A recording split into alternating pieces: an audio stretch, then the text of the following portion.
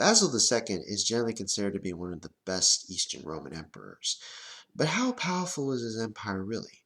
Because all we have to do is look 50 years past him, and we see a lot of the territories that he had conquered being lost to the Seljuk Turks.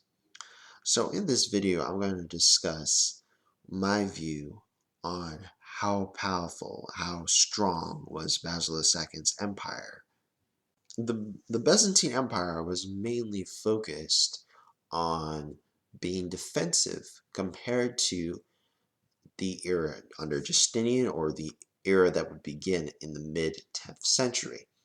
The Byzantines were mainly interested in avoiding pitched battles with their enemies and focusing on ambushing their enemies in the mountain passes in Anatolia. Because of this, the reign of Basil II and his predecessors is seen as a time of great expansion for the empire. What we see in the mid-10th century to the 11th century is that the Byzantine military is on the offensive. It's on the offensive in the west against the Bulgarians, and it's offensive on the east against the Arabs. In this sense, the Byzantine Empire was going into territories that had been once under their control in the 7th century.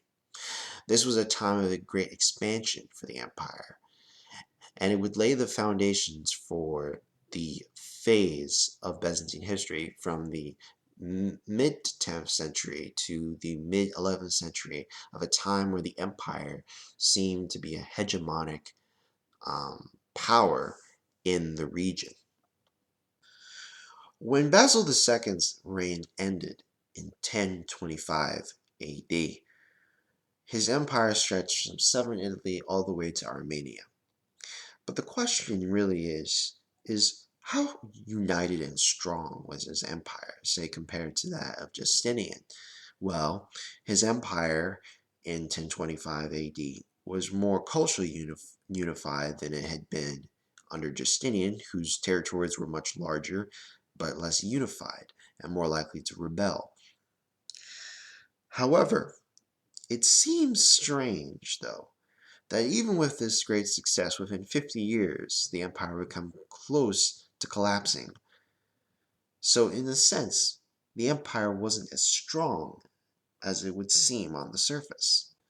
The empire's near disintegration in the 11th century cannot be seen as something that happened under one emperor, but his successors, Basil II's successors, were not as effective at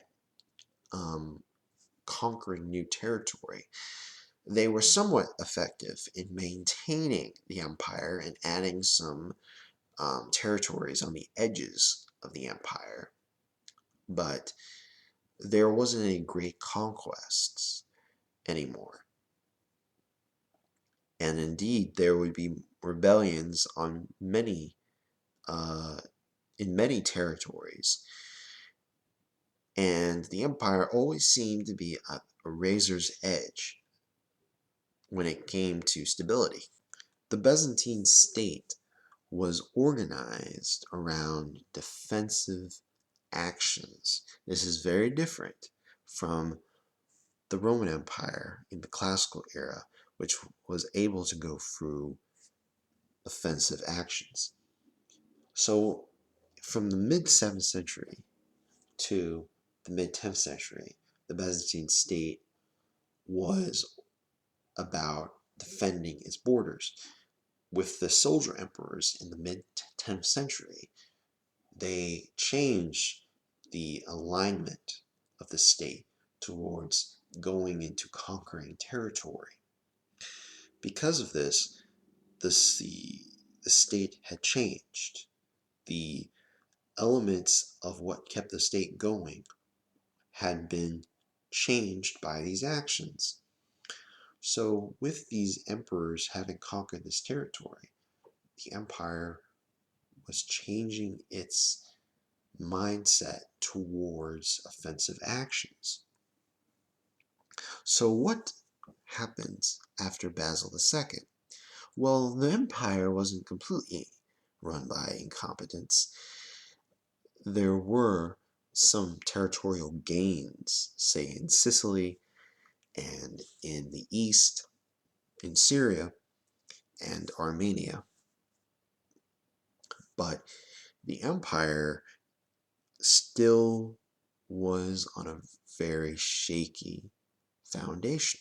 And because of that, it's you can see that the empire really was not able to maintain the gains. So Basil II had really changed the state's orientation towards it was moving it towards offensive actions.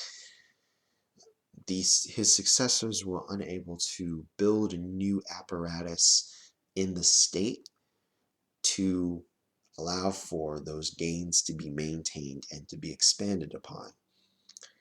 His successors were more interested in going back to the old ways of doing things. And this is one of the reasons that the empire was not able to maintain those gains, and that it was only one cataclysm away from having, you know, chaos break out throughout the empire.